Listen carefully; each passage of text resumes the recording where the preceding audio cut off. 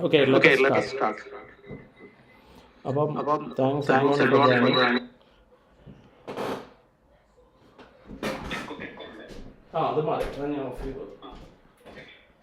Thanks everyone for joining. ഇന്നത്തെ session എന്ന് പറയുന്നത് നമ്മുടെ RRSP നെ കുറിച്ചും TFSA നെ കുറിച്ചും. ഇത് first time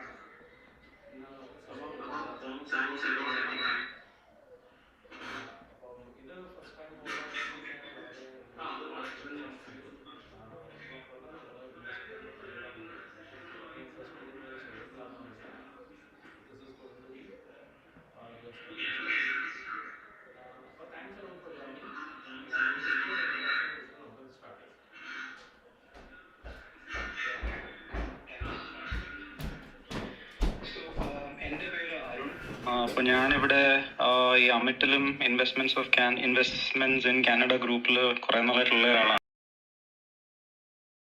by profession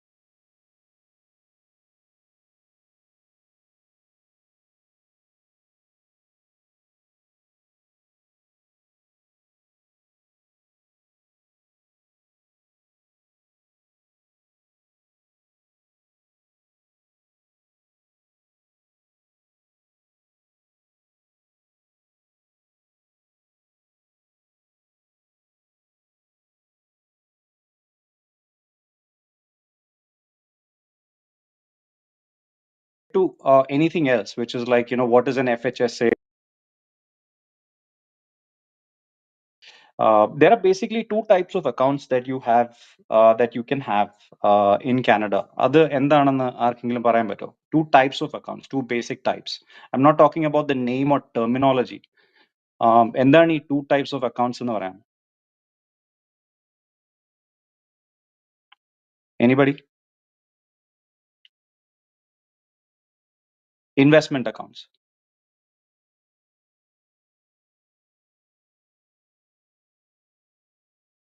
Okay. So there are basically two types of accounts. The first is a taxable account, and then the second is a non-taxable account, right? So these are the two types of investment accounts that you can have, right? അപ്പൊ ഇത് facilitate ചെയ്യാൻ വേണ്ടി, right? So ഇത് facilitate ചെയ്യാൻ വേണ്ടി there are two different tags that are given to these accounts, right? As a general rule, before I get into what these accounts are, the general assumption is that if you're in Canada, any income is taxable, right? Unless the government comes and tells you that you are not going to be taxed, any kind of money that you have, അതെല്ലാം taxable ആണ്. ജനിക്കുമ്പോൾ മുതൽ മരിക്കുമ്പോൾ വരെ നമ്മൾ എല്ലാ കാര്യത്തിനും ഇവിടെ ടാക്സ് കൊടുത്തേ മതിയാവും, right? അപ്പോൾ അത് ഫെസിലിറ്റേറ്റ് ചെയ്യാൻ വേണ്ടി there are two different kinds of accounts that the government allows you to open. One is a non-registered account, right? And the other is a registered account. Non-registered account എന്ന് പറയുമ്പോൾ these are your usual accounts. Like for example, നിങ്ങൾക്കൊരു bank account ഉണ്ട്, അല്ലെങ്കിൽ നിങ്ങൾ bank അക്കൗണ്ടിൽ നിങ്ങളൊരു high interest savings account hold ചെയ്യുന്നു, അതേപോലെ ബാങ്ക് അക്കൗണ്ടിനകത്ത് ഒരു GIC ഹോൾഡ് ചെയ്യുന്നു, അതല്ലെങ്കിൽ നിങ്ങൾ investment account, you have a trading account which is just a regular account, ഒരു ട്രേഡിംഗ് അക്കൗണ്ട് ഓപ്പൺ ചെയ്ത് നിങ്ങൾ ഡെയിലി ട്രേഡ് ചെയ്യുന്നു. These are non registered accounts, right? And then there are registered accounts. Registered accounts are again of two types. One is when you are taxed at withdrawal. നിങ്ങൾ പൈസ withdraw ചെയ്യുമ്പോൾ taxation ഉണ്ടാവുന്നത്. രണ്ടാമത്തത് is a registered account on which you are never taxed. Well, never taxed is a relative term. There is nothing like never taxed, but it's called as never taxed, right? Non-registered accounts നിങ്ങൾ പൈസ invest ചെയ്യുമ്പോൾ നിങ്ങൾ അതിന്റെ tax annually അടച്ചുകൊണ്ടേയിരിക്കണം. You will get something called as a T5 in the mail, depending on the type of your investments, right? So usually a T5, ആ T5 വെച്ച് non registered അക്കൗണ്ടിലുള്ള കാശിന് നിങ്ങൾ ഗവൺമെന്റിന് tax അടയ്ക്കണം, ടാക്സ് ഫയൽ ചെയ്യുമ്പോൾ annually. Registered accounts are again like things like your pension plans, your retirement savings plans, your education savings plans, disability savings plans, and there's the last type of registered account, which is your tax free savings account, right? ഇതുവരെ ആർക്കെങ്കിലും എന്തെങ്കിലും question ഉണ്ടോ? Or am I going too fast? Any thoughts? Just അതിലൊന്ന് add ചെയ്യാൻ വേണ്ടിയിട്ട്, ഇത് club ഹൗസിൽ നിങ്ങൾക്ക് സ്പീക്കർ പാനലിലേക്ക് വരണമെങ്കിൽ ജസ്റ്റ് ആ ഹാൻഡ് റൈസിങ് സിമ്പിൾ യൂസ് ചെയ്ത് കഴിഞ്ഞാൽ നിങ്ങൾക്ക് സ്പീക്കർ പാനലിലേക്ക് വരാൻ നിങ്ങൾക്ക് ചോദിക്കാം. ഇല്ലാന്നുണ്ടെങ്കിൽ നമ്മളുടെ ഒരു കോമൺ ചാറ്റ് ഉണ്ട്, ചാറ്റിലൂടെ ആണെങ്കിലും ചോദിക്കാം. അപ്പം നിങ്ങളുടെ ക്വസ്റ്റ്യൻസ് എന്തെങ്കിലും ഉണ്ടെങ്കിൽ നിങ്ങൾ ചോദിച്ചു കഴിഞ്ഞാൽ അത് യൂസ്ഫുൾ ആയിരിക്കും. അത് ഈ സെഷൻ നമുക്ക് മുന്നോട്ട് കൊണ്ടുപോകാൻ പറ്റും. ഇതുവരെ anybody any questions about non-registered accounts, registered accounts, what's taxable, what's not taxable, അല്ലെങ്കിൽ എന്താണ് what's why is it this taxed annually, അങ്ങനെ എന്തെങ്കിലും? I think you can go head Arun. അതൊക്കെ നമുക്ക് അറിയാവുന്നവർ എല്ലാവർക്കും അറിയാമെന്ന് വിശ്വസിക്കുന്നു നമ്മൾ. അതില്ലാന്നുണ്ടെങ്കിൽ നമുക്ക് പിന്നീടാണെങ്കിലും ചോദിക്കാനുള്ള ഒരു അവസരമുണ്ട്. Okay, so registered accounts, some examples of registered accounts എല്ലാവർക്കും അറിയാവുന്നതാണെന്ന് തോന്നുന്നു. So registered accountsന്റെ കുറച്ച് examples ആണ് registered retirement savings plans, registered education savings plans, then there's registered disability savings plan, and then there's a tax-free savings account. Then there are your pensions, like your defined benefit pension plans, your registered pension plan, അങ്ങനെ പല പല രീതിയിൽ, right? So ഈ registered and non-registered are basically just codes that are given by CRA to each one of these accounts. They are not accounts by themselves, they are just codes. Non-registered accounts do not receive tax preferential treatment, and any registered account receives tax preferential treatment. Otherwise, it could either be tax deferred or it could be tax free, right? For the purpose of today's meeting, ഇന്നത്തെ മീറ്റിംഗിൽ നമ്മൾ discuss ചെയ്യുന്നത്, we are only talking about 3 different kinds of accounts. One is the RRSP, Registered Retirement Savings Plan. Second is the TFSA, which is a tax-free savings account. And the third is the First Home Savings Account. അത് ഇപ്പൊ January 2023 the government just launched that plan, right? Basically, it is intended to actually help anyone who's looking to buy a new home in Canada. So first we can actually start with what is an RRSP, right? So as the name suggests, RRSP, Registered Retirement Savings Plan, basically intended to actually help anybody, anyone who's in Canada, any legal resident of Canada, help save for their retirement, right? ഇത് work ചെയ്യുന്നത് വളരെ simple ആണ്. You get a tax deduction when you contribute any kind of money into your RRSP. Meaning that, let's assume that your salary is 100,000 and you contribute $20,000 into your RRSP. Whatever taxes you paid for that 20,000, right? That money is refunded back to you when you file your taxes. അതിന് എത്രയാണ് നിങ്ങൾ tax കൊടുത്തത്? ഇപ്പോ so 100,000 and you contribute 20,000, meaning that all of your contributions from 80,000 to 100,000, അതിന് എത്രയാണ് tax percentage? If it was 35%, that money is refunded back to you when you file your return. So in this case, let's say 20,000, 35%, so you get 7,000 back on your 20,000 contributions when you contribute to your RRSP. As long as the money that you're investing, right, you're contributing into this account, remains in the account and you're not withdrawing that money, you don't pay taxes. Meaning it's before tax dollars. കാരണം നിങ്ങൾ അതിലേക്ക് contribute ചെയ്യുമ്പോൾ നിങ്ങൾ കൊടുത്ത taxes government നിങ്ങൾക്ക് തിരിച്ചു തരുന്നു. ആ തിരിച്ചു തരുന്ന and then it's, as long as it stays in the account, you're not paying any taxes on that money. It continues to grow tax deferred until withdrawal, right? ഇതിനൊരു ഏജ് ലിമിറ്റ് ഇല്ല. It's very institution based. So for example, let's say somebody who's actually working even at the age of 16 and has filed their income tax returns in Canada is eligible to open an RRSP. ചില institutions insist that അത് major ആയിരിക്കണമെന്ന്. പക്ഷെ അതൊരു എന്തോ ഒരു government imposed condition അല്ല, right? ഇതില് any money withdrawn from an RRSP is subject to withholding taxes, right? I'll come to the percentages later. ഇതിന്റെ അകത്തും maximum contribution limits apply. So for example, നമ്മളുടെ like it's എല്ലാ വർഷവും government ഒരു upper limit set ചെയ്യും. I think in this year it's 30,000 something. It's 18% of your annual income. Your contribution limit every year is 18% of your annual income, or 30,000, whatever is lower. So it cannot go beyond a limit that is set by the government every year, right? ഇതിന്റെ അകത്തുനിന്ന് നിങ്ങൾ ചില conditions അല്ലാതെ പൈസ withdraw ചെയ്താൽ, if you withdraw money from the RRSP for any reason whatsoever other than for buying a house, if you are a first time home buyer, or for learning a course, lifelong learning plan, all of the other money that you withdraw from an RRSP is taxable. Any questions ഇതുവരെ?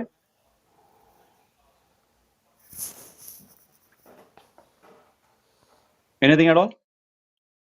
ഈ എൻ്റെ പേര് ടിറ്റോ എന്നാണ്. ആ. ഈ taxable എന്ന് പറയുമ്പോൾ അതിൻ്റെ ടാക്സ് റേറ്റ് ആ വിഡ്രോ ചെയ്യണ ഇയറിൻ്റെ നമ്മുടെ ഇൻകം ബേസ്ഡ് ആണോ?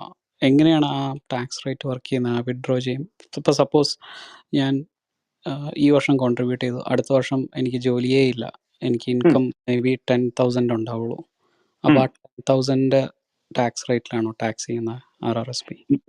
അല്ല, സോ ഇതിന്റെ ടാക്സേഷൻ എങ്ങനെയാണെന്ന് പറഞ്ഞാൽ വിത്ത് ടാക്സസ് ആണ്. It depends on the amount that you withdraw. അതായത് അപ് ടു 5,000 നമ്മൾ വിത്ഡ്രോ ചെയ്താൽ 10% വിത്ത് ടാക്സസ് ആപ്ലിക്കബിൾ ആണ്. Okay. 5,000 above 5,000, which is 5,001 to $15,000, 20% withholding taxes, and 15,000 and above 30% withholding taxes. അപ്പൊ അങ്ങനെ വിത്ത്ഹോൾഡ് ചെയ്തിട്ട് ആ പൈസ നമ്മൾക്ക് വരൂ. പിന്നെ അതിന്റെ ഒരു like, so basically what happens is അത് വിത്ത്ഹോൾഡ് ചെയ്ത് നമുക്കിത് വരും, എന്നിട്ട് നമ്മൾ ടാക്സ് ഫയൽ ചെയ്യുമ്പോൾ അത് നമ്മുടെ ഇൻകത്തിൽ ആഡ് ആവും. സോ ഇഫ് ലെറ്റ്സ് സേ ആ ടാക്സ് ഫയൽ ചെയ്യുമ്പോൾ if your income is actually lower and you paid more taxes, then you get a refund of the excess taxes that you've paid.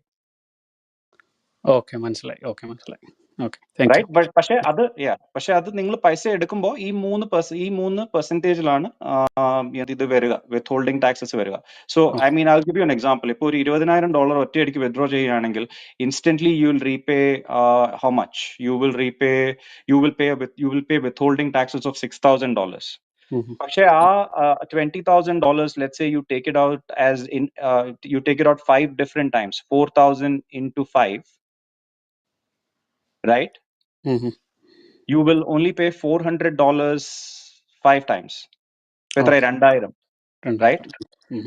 അപ്പൊ so it Yeah. Just depends. അതിന്റെ പൈസ എങ്ങനെയാണ് withdraw ചെയ്യുന്നതെന്ന് ആലോചിച്ച് വേണം അതിന്റെ അകത്തുനിന്ന് പൈസ എടുക്കാൻ. സ്ട്രാറ്റജിക് ആയിട്ടല്ലേ? Yeah, you need to really plan it out. അപ്പൊ നമുക്ക് ചിലപ്പോ you may have an urgent requirement. അപ്പൊ അതിന്റെ ഒരു it runs on a rule. അപ്പൊ അതിലൊരു വേറൊരാൾക്ക് ഒരു കൺട്രോൾ ഉള്ള കാര്യമല്ല. It's a government imposed rule. As soon as you withdraw, the tax rate hits. Okay, got it. Thank you. Yeah. Any other questions?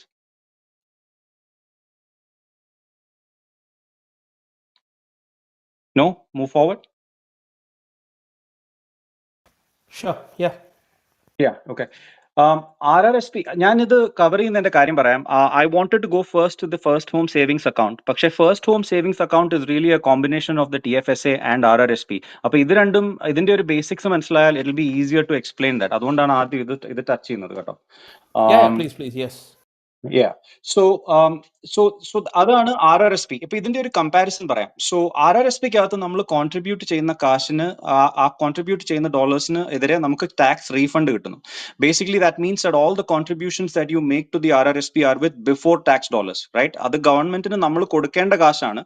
Technically it's money that we owe to the government and it's suppose to be their money which they are giving back to you saying, hey we want you to go and buy your first house. അല്ലെങ്കിൽ ഞങ്ങൾ നിങ്ങളെ ഇപ്പൊ tax ചെയ്യാൻ താല്പര്യപ്പെടുന്നില്ല because today your income is high, so may be you can keep this money.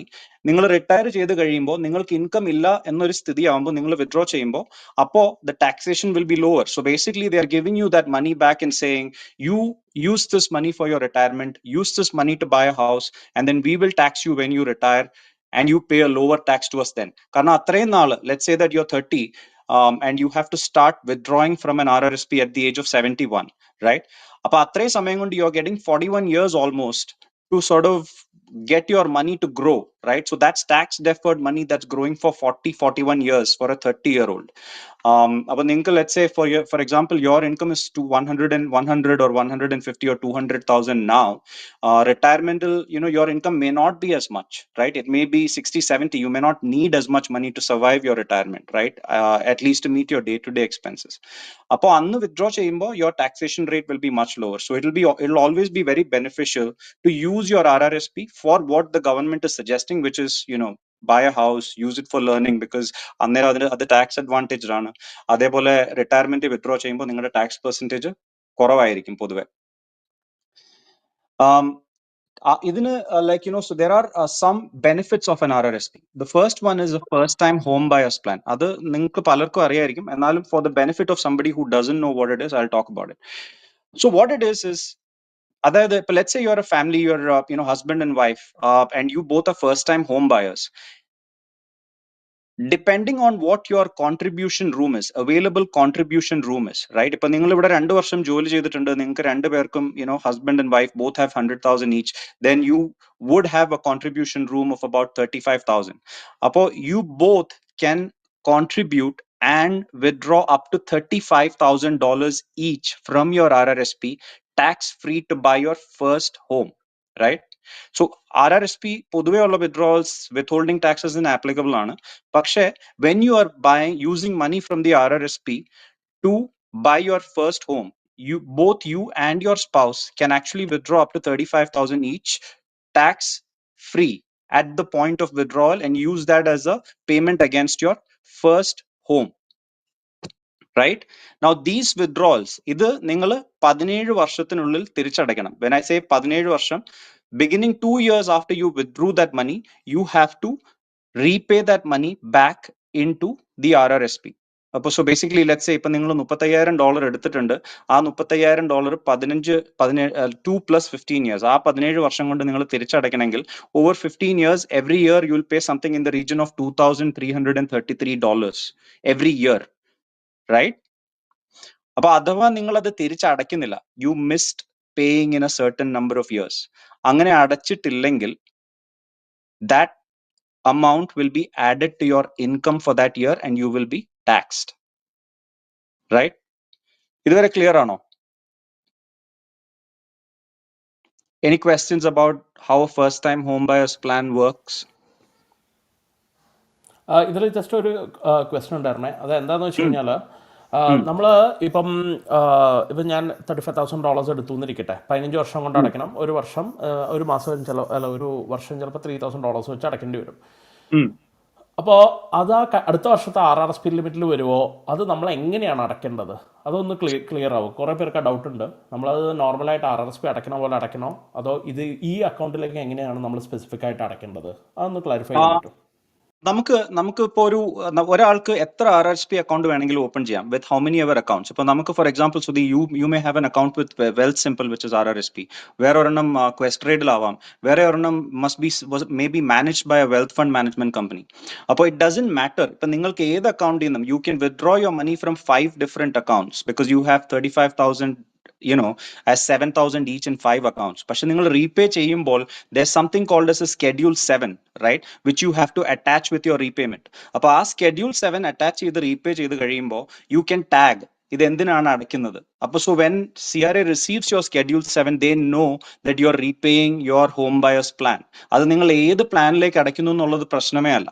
You don't have to repay it back to the account that you withdrew from.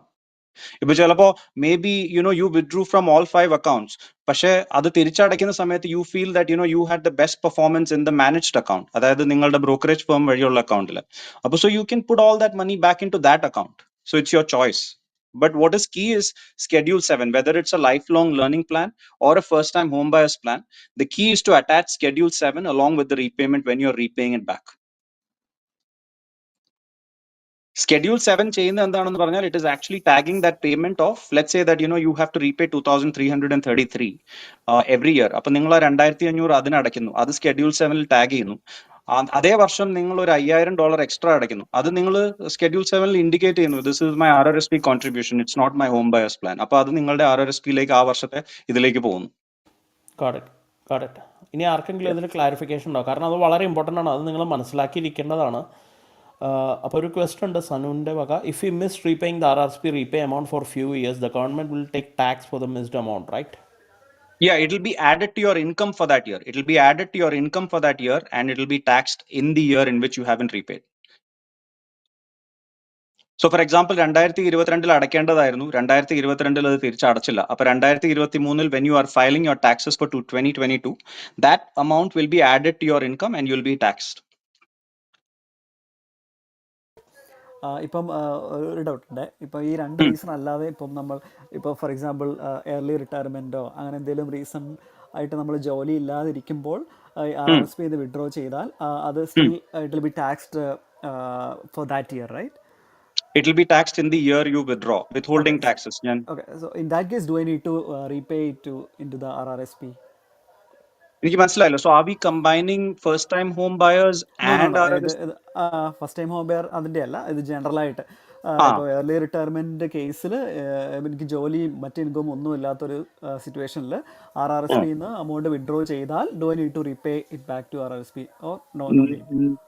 No, you do you so the RRSP ഒരു unlike all of the other accounts, RRSP ക്ക് ഒരു difference ഉള്ളത് എന്താണെന്ന് പറഞ്ഞാൽ, നിങ്ങൾ first time home buyers അല്ലെങ്കിൽ life long learning plan, ഇത് രണ്ടല്ലാതെ വേറെ ഏതെങ്കിലും ആവശ്യത്തിന് നിങ്ങൾ RRSP ന്ന് കാശ് വിത്ഡ്രോ ചെയ്താൽ, you don't get that contribution room back. That contribution room is lost forever.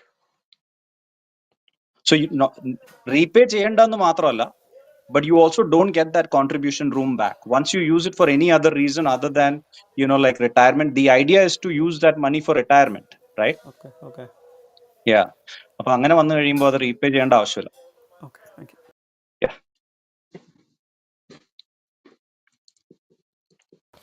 ഇതിൽ വേറൊരു ക്വസ്റ്റ്യൻ ഉണ്ട് സനുവിൻ്റെ. Do they take tax again later after we repay the amount? Sanu ഒന്ന് വേണമെങ്കിൽ ഒന്ന് വന്നിട്ടേ ചോദ്യം ചോദിക്കാൻ തോന്നുന്നു. ഒരു മിനിറ്റ്, ഞാൻ സനുവിനെ ഒന്ന് പ്രൊമോട്ട് ചെയ്യട്ടെ സ്പീക്കറായിട്ട്. സനു ചോദിച്ചോളൂ പ്ലീസ്. ഹലോ, കേൾക്കാമോ? പേരെന്താ, സനു എന്നാണോ? സനൂജ. ഓക്കെ. എന്താ വെച്ചാൽ നമ്മളിപ്പോൾ വൺസ് നമ്മൾ ഫ്യൂ ഇയേഴ്സ് നമ്മൾ മിസ്സാക്കുമ്പം they will count it as അവർ income and they will take the tax, അല്ലേ? ദെൻ ലേറ്റർ ലൈക്ക് പിന്നീട് നമ്മൾ ആ എമൗണ്ട് അടയ്ക്കണമല്ലോ, or we don't have to pay that amount? Is it like that? ഇല്ല, ഒരു വർഷം നിങ്ങൾക്ക് ആ കൊടുക്കേണ്ട എമൗണ്ട് ഒരു വർഷം ടാക്സ് ആയിട്ട് ട്രീറ്റ് ചെയ്ത് അതിന് നിങ്ങളുടെ ഇൻകത്തിൽ ആഡ് ചെയ്ത് ടാക്സ് ചെയ്ത് കഴിഞ്ഞാൽ you don't need to repay that amount. No. Okay. That was my question. Thank you. അത് നിങ്ങളുടെ, so basically at the end of the day അവർ നിങ്ങളെ ആ പൈസ, കാരണം ഇപ്പൊ ഈ $35,000 നമ്മൾ അതിലേക്ക് കോൺട്രിബ്യൂട്ട് ചെയ്യുന്നു വീട് വാങ്ങാൻ വേണ്ടി, വീടിന് വേണ്ടി നമ്മൾ അത് എടുക്കുന്നു. അപ്പോൾ it is most beneficial for you to repay that money, കാരണം അത് നിങ്ങൾ തിരിച്ചിട്ട് കഴിയുമ്പോൾ you are still recontributing it back as money that was not taxed, right? അതെ. Okay. Yeah. Thanks. അരുണ്, നമ്മൾ പ്രൊസീഡ് ചെയ്യുന്നതിന് മുമ്പ് രണ്ട് ചോദ്യങ്ങളുണ്ട്. അതിൽ ഫസ്റ്റ് ചോദ്യം എന്ന് വെച്ച് കഴിഞ്ഞാൽ, ഈ RRSP നമ്മൾ വീടെടുക്കുന്നതിന് മുമ്പ് RRSPയിൽ നമ്മൾ ഫുള്ളാക്കി ഇട്ടിട്ട് അവിടെ നിന്ന് ലോൺ എടുക്കുന്നത് വർത്താണോ ഫൈനാൻഷ്യലി? ഓക്കെ. രണ്ടാമത്തെ ക്വസ്റ്റ്യൻ എന്ന് പറയുന്നത്, നമുക്ക് ആദ്യത്തേത് കഴിഞ്ഞിട്ട് നമുക്ക് രണ്ടാമത്തെ ക്വസ്റ്റ്യനിലേക്ക് പോകാം. So whether it is worth, നമ്മൾ ഈ RRSP ഫുള്ള് ആക്കി ഇട്ടിട്ട് അവിടെ നിന്നിട്ട് എടുക്കുന്നത്, അത് is it worth? Yeah, so I'll answer that question in two parts. അതായത് one of the biggest things that I have seen, at least here in Canada, is നമ്മൾ എങ്ങനെ ക്യാഷ് ഫ്ലോ, ഗവൺമെന്റിന്റെ ഗ്രാൻസ് വഴി നമുക്ക് എങ്ങനെ ക്യാഷ് ഫ്ലോ ഒപ്റ്റിമൈസ് ചെയ്യാം, especially to buy things like houses.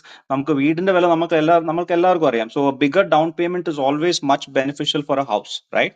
ഇപ്പോ let's assume that നിങ്ങൾക്ക് രണ്ടുപേർക്കും, ഹസ്ബൻഡ് ആൻഡ് വൈഫ് രണ്ടുപേർക്കും $35,000 വെച്ച് റൂമുണ്ട്. ഓക്കെ, അപ്പൊ നിങ്ങൾ അതിൻ്റെ അകത്ത് $35,000 വെച്ച് കോൺട്രിബ്യൂട്ട് ചെയ്യുന്നു. Now let's assume that you both are in the $100,000 salary, right? അപ്പോ ഈ $35,000 കോൺട്രിബ്യൂട്ട് ചെയ്താൽ, റൈറ്റ്, നിങ്ങൾ രണ്ടുപേരും കോൺട്രിബ്യൂട്ട് ചെയ്താൽ, how much tax refunds will you get? Any thoughts against the 35,000? 70 എന്ന് പറഞ്ഞു കഴിയുമ്പോഴേക്കും അതിന്റെ ഒരു 30% പിടിച്ചോ, right? Let's say ഒരു 21,000. So that's $21,000 that you'll get extra towards making a down payment for your house. But not only is it that 35,000 each, right?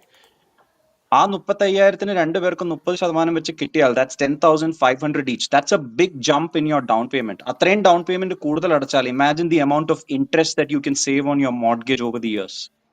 Yep. Right? So I will say it's definitely worth it.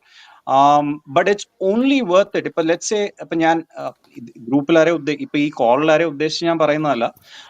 but I have seen a lot of people who contribute their 35,000. ആ 35,000 ഇട്ടിട്ട് അതിന്റെ refund വരുന്ന പൈസ എടുത്ത് ബഹാമാസിലും ഹവായിലും ഒക്കെ പോകുന്ന ആൾക്കാരെ ഞാൻ കണ്ടിട്ടുണ്ട്. അപ്പൊ അങ്ങനെ ചെയ്തു കഴിഞ്ഞാൽ later on you'll have a problem. Like I would say that, I mean, especially if you are a first time home buyer, ആ കിട്ടുന്ന പൈസ, like, I mean, 91 is a lot more than 70. So definitely worth it to use it. Okay, ഇതൊരു thank you. I will not call it a loan because see അതിന്റെ അകത്തൊരു പലിശയോ അങ്ങനെയുള്ള ഒരു സംഭവമൊന്നുമില്ല. You are basically taking out your own money and you're using it for the house, and then you're putting it back into your own account, which is then going to grow tax free for your retirement, right? Yep. Yeah. അടുത്ത question എന്താണെന്ന് വെച്ച് കഴിഞ്ഞാൽ നമുക്ക് എങ്ങനെയാണ് എവിടേക്കാണ് RRSP account തുടങ്ങാൻ പറ്റുക? നമുക്ക് ബാങ്കിൽ പോകണോ, നമുക്ക് സിമ്പിളോ, അത് അതിൻ്റെ ഡീറ്റെയിൽസ് ഒന്ന് പറയൂ. Yeah. ഇപ്പോ RRSP, so there are different kinds of RRSPs. ഇത് നമുക്ക് അറിയാവുന്നതാണ്. ഇപ്പൊ ഞാൻ ഇതിന്റെ ടേംസ് പറഞ്ഞു കഴിഞ്ഞാൽ you may wonder what these are. പക്ഷേ there are basically 4 different types of RRSPs. All right. These 4 types are: one is an individual plan, second is a self-directed plan, third is a spousal plan, and fourth is a group plan. Okay, clear? ഇതുവരെ? Now, Yep. individual plans is basically one in which you go to a bank and you say, you know what, I want to actually have my RRSP within, for example, a high interest savings account, or I want to have my RRSP, let's say, in a GIC. Okay, that's an individual account. അതിൻ്റെ അകത്ത് ഒരു മാനേജ്മെന്റിന്റെ ആവശ്യമില്ല. നമ്മൾ അതിൻ്റെ അകത്ത് പൈസ ഇടുന്നു, നമ്മൾക്കറിയാം അതിൻ്റെ അകത്ത് 1% പലിശ കിട്ടുന്നു, അല്ലെങ്കിൽ അങ്ങനെ എന്തെങ്കിലും ചെയ്യുന്നു, right? So you are either holding a GIC within an RRSP, or you're holding something like an interest savings account, right? അതാണ് individual plan. Okay, self-directed, ipo Sudhi പറഞ്ഞ പോലെ self-directed RRSP is when you are holding you are holding stocks, funds, or you are working with an institution. For example, your money is being managed by, let's say, a brokerage firm like Fidelity, or it is being managed by Dynamic or TD, right? One of the banks. So that's a self-directed RRSP, something that you are operating by yourself, whether by yourself or through a brokerage firm, right? When I say yourself, I'm talking about your Quest Trades and Wealth Simple and so on and so forth, right?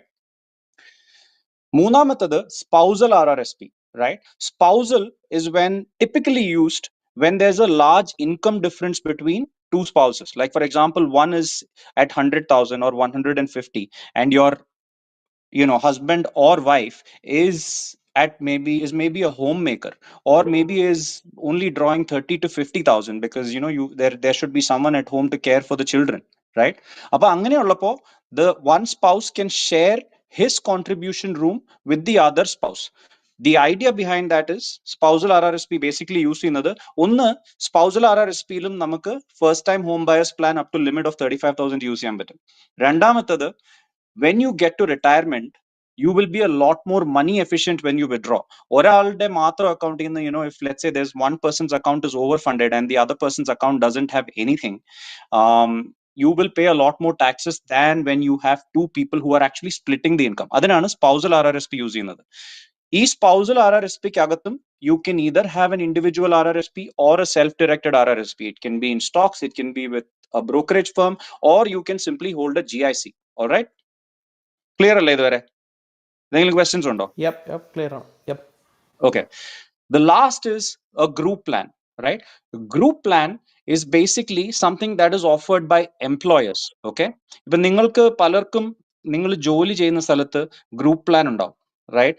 For example, നിങ്ങൾ $100 ഇടുന്നു, right? അപ്പോൾ നിങ്ങൾ $100 ഇടുമ്പോൾ your employer is matching you 1-to-1. They'll also contribute $100, or they will also they'll say one. I've seen companies with 1-to-1.8. I've seen companies with 1-to-1.5. I've even seen companies with 1-to-0.5, right? ഈ തുക എന്തായാലും, right? What is happening is നിങ്ങൾ $100 അതിൻ്റെ അകത്തേക്ക് ഇടുമ്പോൾ, ഇപ്പൊ if it's 1-to-1, your employer is also contributing $100 to your RRSP, right? ഇപ്പൊ നിങ്ങൾക്ക് ആർക്കെങ്കിലും അങ്ങനെ ഒരു ഓപ്ഷൻ ഉണ്ട്, എന്നിട്ട് നിങ്ങൾ അത് ഇതുവരെ എടുത്തിട്ടില്ലെങ്കിൽ I definitely suggest that you actually take that option because it's like getting a bonus right. ഇത് ചെയ്യുന്ന പല എംപ്ലോയേഴ്സും ഇത് ചെയ്യുന്നതിന്റെ കാരണം they cannot afford a pension plan. ആ പെൻഷൻ പ്ലാൻ അഫോർഡ് ചെയ്താൽ അല്ലെങ്കിൽ അത് തുടങ്ങിയാൽ it will be a higher overhead to them. അതുകൊണ്ടാണ് അവർ ആ പൈസ RRSP ആയിട്ട് നിങ്ങൾക്ക് തരുന്നത്. Right, so if you have an option, and if some of you have that option at work where you can contribute 100 and the employer can get you whatever, even if it's $20 or $30 against your 100, I highly encourage you to take that option because it's free money. ഒരു പ്രശ്നമുള്ളത് ഇപ്പം spousal RRSPയുടെ കാര്യം പറഞ്ഞില്ലായിരുന്നോ? ആ income difference ഉള്ളപ്പം it's best to maintain that way. So is there a way we can convert that spousal RRSP to an individual RRSP for the spouse if the salary goes up for that spouse, the husband or wife? ഇല്ല, spousal RRSP individual ആയിട്ട് convert ചെയ്യാൻ പറ്റത്തില്ല. So basically why are you opening a spousal RRSP ആണ് ആദ്യത്തെ ചോദ്യം, right? Like so the basically നമ്മളത് തുടങ്ങുന്നത് either you have that plan of sort of saying only one of us is going to have that main income, അല്ലെങ്കിൽ you know that you're going to get into retirement and you have a spouse who really does not want to work, or you have children who need to be cared for. അങ്ങനെ എന്തെങ്കിലും ഒരു situation ഒക്കെ ഉള്ളപ്പോഴാണ്. രണ്ടാമത് no, I mean, so to answer your question, you cannot convert that to an individual RRSP. അതെന്തുകൊണ്ട് വേണ്ടെന്ന് പറയാം. Because നമ്മൾ ഈ സ്പൗസൽ RRSP തുടങ്ങുന്ന സമയത്ത്, right, it's only for the first 3 years that, like, for example, you start and you contribute. നമ്മൾ പൈസ contribute ചെയ്യുന്ന ആൾക്കാണ് അതിന്റെ ടാക്സ് ഡിഡക്ഷൻ കിട്ടുന്നത്. ഓക്കെ, ആദ്യത്തെ 3 വർഷം ഫ്രം വെൻ യു കോൺട്രിബ്യൂട്ട്, അതിന്റെ like for example you contribute your spouse's account, ആ spouse അതിന്റെ അകത്തുനിന്ന് പൈസ വിഡ്രോ ചെയ്യുകയാണെന്ന് വിചാരിച്ചോ, you get the refund but you also pay the taxes on all the withdrawals. മനസ്സിലായോ? ആദ്യത്തെ 3 വർഷം കഴിയുമ്പോൾ that account totally then belongs to the spouse. മനസ്സിലായോ? So then if let's say that they are actually on a job and then they are withdrawing from that RRSP, they will get taxed at their marginal tax rate. But for the first 3 years, any withdrawals made into the account will be taxed to the contributor. Okay, sure. And for the first 3 years, I mean, whatever you contribute in any year, like for example, let's say you are contributing in 3 successive years to a spousal RRSP because you know that your spouse is not going to work and you want income splitting upon retirement. ആ 3 വർഷവും നിങ്ങൾ contribute ചെയ്യുന്ന എല്ലാ വർഷവും കോൺട്രിബ്യൂട്ടർക്കാണ് അതിന്റെ tax reduction കിട്ടുക. So you don't really need to convert it to an individual because 3 വർഷം കഴിയുമ്പോൾ ഏതായാലും ഓണർഷിപ്പ് സ്പൗസിനാണല്ലോ. ഓക്കെ.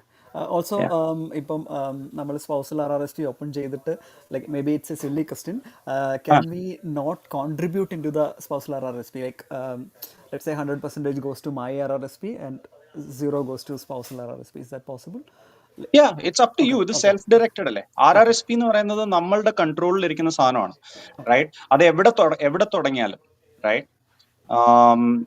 നമുക്ക് അതിൻ്റെ അകത്തൊരു നമുക്കൊരു കൺട്രോൾ ഇല്ലാത്ത ഒരേ ഒരു സിറ്റുവേഷൻ എന്ന് പറയുന്നത് is when you have a group plan and your employer is contributing, you can't control how much they contribute, but otherwise everything is in our control. Okay, thank you. Yeah. വേറെ എന്തെങ്കിലും questions on RRSP? ഇതിൽ just ഒരു കാര്യം കൂടി ചോദിക്കാനുണ്ടായിരുന്നു. അതായത് basically നമ്മുടെ employer contribution അല്ലേ, നമ്മളപ്പോൾ കമ്പനിയിൽ നിന്ന് റിസൈൻ ചെയ്താൽ എന്ത് പറ്റും? സോ കമ്പനിയിൽ നിന്ന് റിട്ടയർ ചെയ്താൽ, so this is how it works. നമ്മളിപ്പോൾ ഇതിൻ്റെ അകത്തൊന്ന് കോൺട്രിബ്യൂട്ട് ചെയ്യുമ്പോൾ usually what happens is most of the employers have a tie up with either Manulife or Sun Life where this money goes in to and then it sort of invested in to funds and all that, right? അപ്പോൾ ഈ most of the employers, അത് നിങ്ങൾ ആരെങ്കിലും ഇതുവരെ track ചെയ്തിട്ടുണ്ടോ എന്ന് എനിക്കറിയില്ല, പക്ഷേ most of the employers are really not interested or may be are not too focused on getting you returns on the money that is actually going in to these accounts. For them the goal is to actually give you that feel good factor. അതായത് ഇപ്പോൾ ഈ 100 നമ്മൾ 100 ഇടുമ്പോൾ അവർ 100 ഇടുന്നു.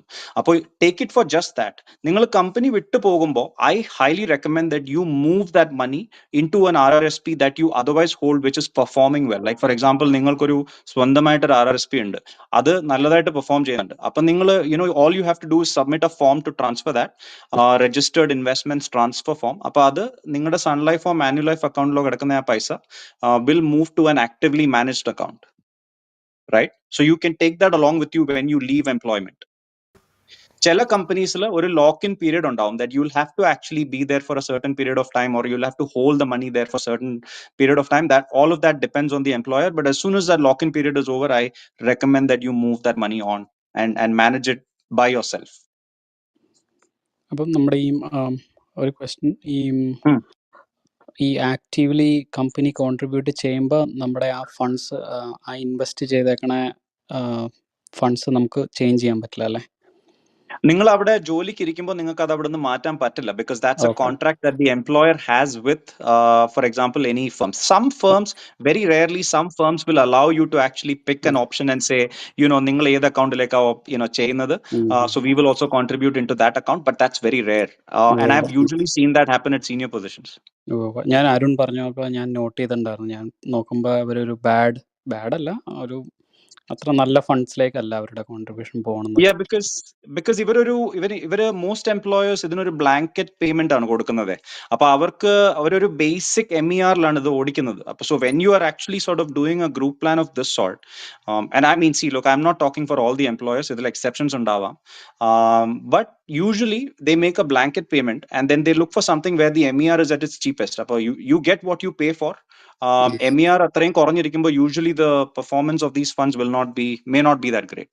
അതെ. Okay. Yeah. Any other questions?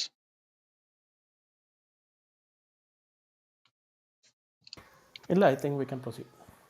Okay. So ഇതിൽ ഒരു condition ഉണ്ട്. We were talking about retirement and stuff like that. RRSP must be converted to a RIF, RRIF. A registered retirement savings plan must be converted to a registered retirement income fund on or before your 71st birthday. Okay? The difference is, ഇതിന്റെ രണ്ടിലും difference ഉണ്ട്. When you have an RRSP, you can continue contributing to your RRSP. But once you convert your account to a RIF, you can no longer contribute to it. You can only make withdrawals. Okay? That's basically because the government is saying, now you're 71, we expect you to make minimum withdrawals from this account every single year. Adinte schedule CRA outline cheyidittunde, so you can actually take a look. You don't have to wait till 71. If നിങ്ങൾ 65 അല്ലെ 60 age of 60 നിങ്ങൾക്ക് retire ചെയ്യണമെങ്കിൽ, you can also convert it to a RIF before that. But 71 is the latest age by which you need to make withdrawals from your registered retirement income fund. Okay?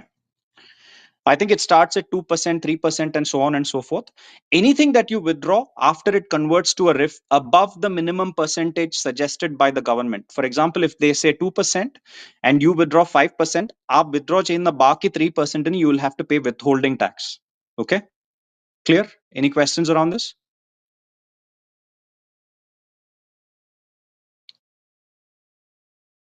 No? Okay. So basically the idea is, adinte agathu, RIF-in agathu, the money continues to grow tax deferred within the registered retirement income fund. It's just that you cannot make new contributions to your registered retirement income fund once the account is converted from RRSP to RIF. Okay. The other option is to convert your registered retirement savings plan to an annuity. You have the option to convert it to a registered life annuity, a term annuity. Okay. ഞാൻ ഇതിന്റെ ടെക്നിക്കൽസിലേക്ക് കടക്കുന്നില്ല. I'm just giving you various options to actually manage your RRSP when you get to a certain age, or when you want to call yourself as retired and you know that you are only going to declare so much income, or you only have so much income in a year. Clear? മുമ്പോട്ട് പോകാമോ? Okay. രണ്ട് questions ഉണ്ടായിരുന്നു. Sorry, ഞാൻ chat നോക്കുന്നില്ലേ? ഇല്ല. Can we create spousal RRSP in wealth simple? അതിനു മുമ്പ് ഒരു second. Okay, go ahead. You can, yes, absolutely, no doubts. You can create a spousal RRSP within Wealthsimple. Okay. സജീവിന്റെ ഒരു question ഉണ്ട്. Open work പെർമിറ്റിൽ RRSP start ചെയ്യാൻ പറ്റുമോ? So if you are a legal resident of Canada and you are filing your taxes in Canada, right? If you have an income and you are filing your taxes in Canada, you can open an RRSP. Okay. പക്ഷെ ഇതിൻ്റെ അകത്ത് ഇതിൻ്റെ അകത്ത് പല closes ഉണ്ട്. So basically ഇപ്പോൾ നമ്മൾ കാനഡയിൽ വർക്ക് പെർമിറ്റിൽ ജോലി ചെയ്യുമ്പോൾ you are a legal resident of Canada. അപ്പോൾ 2 വർഷം കഴിയുമ്പോൾ may be you are not a legal resident of Canada, right? You are going back. Then you become a non-resident of Canada for tax purposes, but you still had your RRSP for the time that you work here. അപ്പോൾ നിങ്ങൾ non-resident ആയി കഴിയുമ്പോൾ you cannot make new contributions, but you won't be taxed anything extra for being a non-resident. ആ കൊടുത്ത contributions അവിടെ അതേപോലെ തന്നെ കിടക്കും. Does that answer, or സജീവിന് അതിന് എന്തെങ്കിലും follow up question ഉണ്ടോ?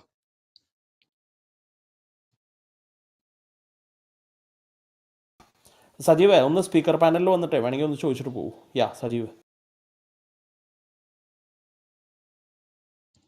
സജീവ് ഒന്ന് അൺമ്യൂട്ട് ചെയ്യേണ്ടി വരും കേട്ടോ. താങ്കളൊന്ന് അൺമ്യൂട്ട് ചെയ്താൽ സംസാരിക്കാൻ പറ്റും. ഓക്കെ, എനിക്ക് ക്ലിയർ ആയി ആക്ച്വലി. അപ്പം 2 years കഴിഞ്ഞ് നമ്മൾ തിരിച്ചു പോവുകയാണെങ്കിൽ അത് വിഡ്രോ ചെയ്യുന്നതിനൊന്നും ഇഷ്യൂസ് അങ്ങനൊന്നും ഇല്ല ശരിക്കും? No issues. ഞാൻ മുമ്പേ പറഞ്ഞ പോലെ if you let's assume that 2 വർഷം Sajeev, let's say Sajeev work പെർമിറ്റിലാണ്, 2 വർഷം കൊണ്ട് അതിൻ്റെ അകത്ത് let's say you contributed x amount of dollars.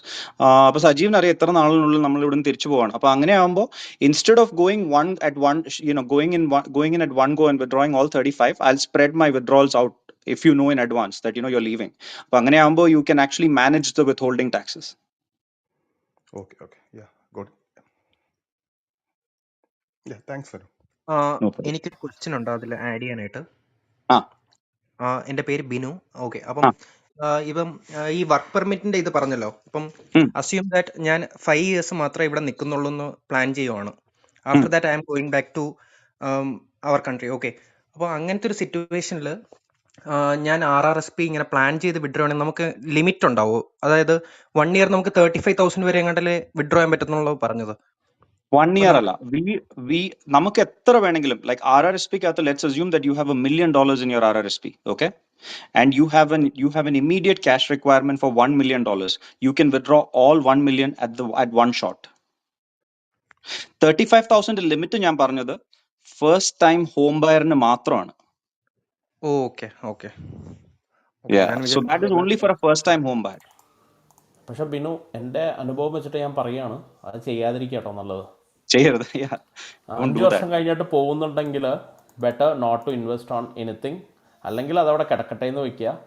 ഭയങ്കര പാടാണ് ഈ സാധനം ഇതാക്കാൻ. കാരണം നമ്മൾ എടുക്കുമ്പോൾ തന്നെ അവർ 30% ഹോൾഡ് ചെയ്തിട്ടേ അവർ തരത്തുള്ളൂ. ഞാൻ US-ലായിരുന്നു, ഞാനൊരു 7 വർഷം US-ലായിരുന്നു. എൻ്റെ RRSP ഞാൻ അവിടെ ഇട്ടിരുന്നു. അത് എടുത്തു കഴിഞ്ഞാൽ അപ്പം 30% അവർ ഹോൾഡ് ചെയ്യും.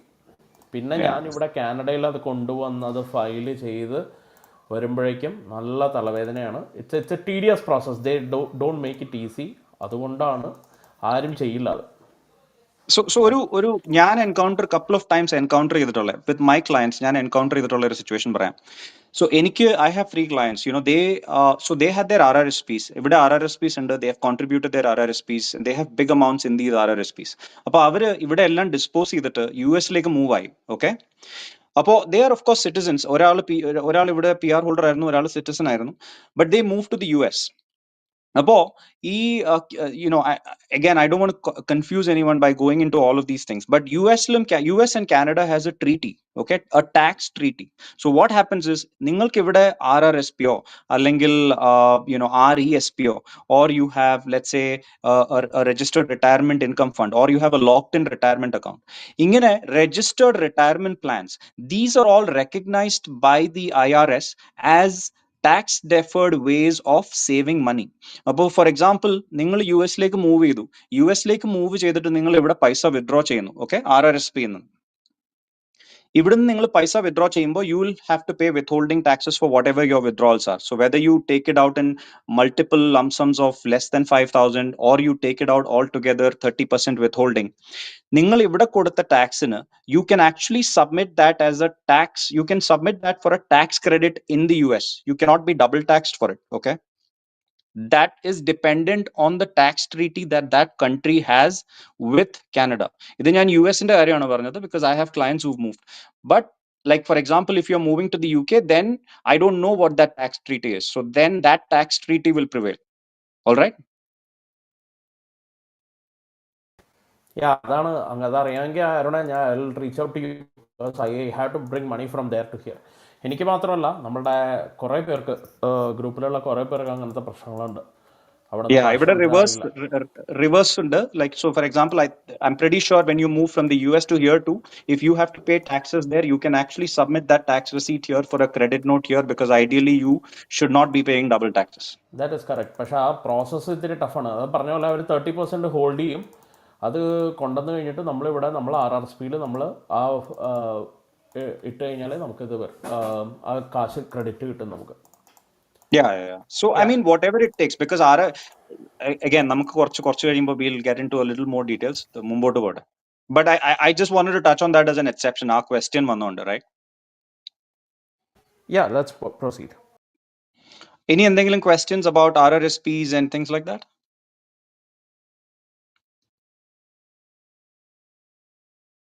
Okay. So the next account is a tax-free savings account, right? So tax-free savings account is actually very simple to understand. Any contributions that you make into this account, any growth that is generated in this account, whether in the form of stocks, investments, bonds, whatever, right, is not taxed. Upon നമ്മുടെ contributions, whatever money goes into the account, whatever growth is generated in the account, when you pull that money out, you don't have to pay any taxes. Okay, is that clear? Very easy to understand. പക്ഷേ if I tell you, ഇപ്പൊ നിങ്ങളോട് ഞാൻ പറയാണ്, tax-free savings account is actually not tax-free, right? ആർക്കെങ്കിലും പറയാൻ പറ്റുമോ ഇത് ഞാൻ എന്തുകൊണ്ടാണ് അങ്ങനെ പറയുന്നത്? ആ ടാക്സ് അടിച്ച പൈസയാണല്ലോ ആഫ്റ്റർ നമ്മൾ ടാക്സ് എമൗണ്ട് അടയ്ക്കുന്നത്. ആണ്. അതെ, so അതാണ് ഞാൻ ആദ്യം പറഞ്ഞത്. So there is really nothing that you get in this country which is not tax-free, right? Every single penny is taxed, right? If it's EI, you're paying your EI out of your payslip. അതിന്റെ അകത്ത് tax വരുന്നുണ്ട്. If it's a CPP, you are paying money out of your payslip. അതിന്റെ അകത്ത് വരുന്നുണ്ട്. ജോലി പോയാൽ EI അടിച്ച് വരുന്ന കാശ് ഈ ടാക്സ് ഡിഡക്റ്റഡ് ആണ്. CERB കിട്ടിയപ്പോൾ അതും ടാക്സ് ഡിഡക്റ്റഡ് ആണ്. പുറത്തുപോയി എന്തെങ്കിലും സാധനം വാങ്ങിച്ചാൽ അതിന് 13% ടാക്സ് കൊടുക്കുന്നു.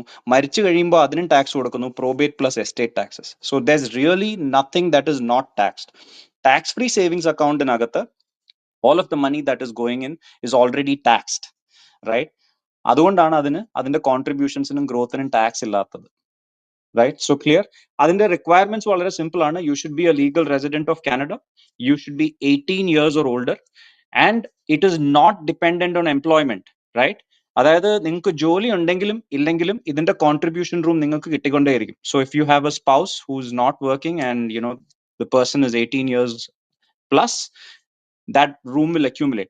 അപ്പൊ ഇത് തുടങ്ങിയത് 2008 So if you were a legal resident of Canada in 2008 and you've completed all these years as a resident here, you should have about 86,000 or 87,000 in accumulated room in your TFSA today. Each of you.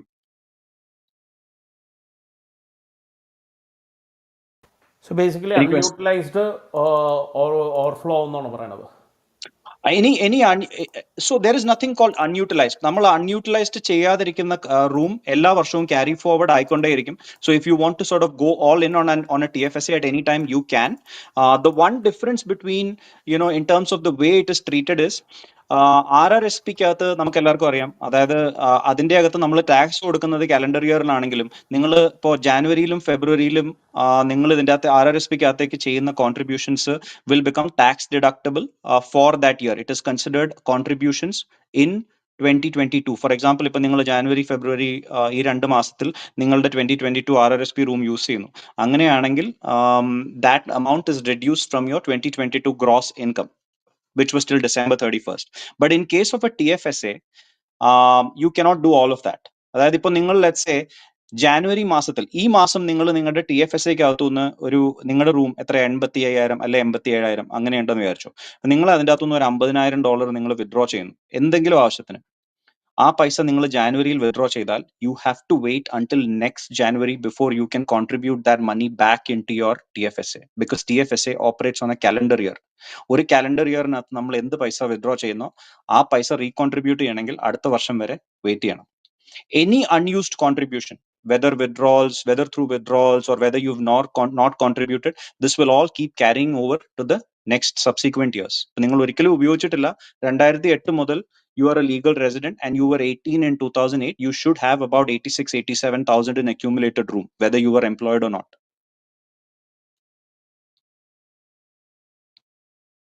Any questions?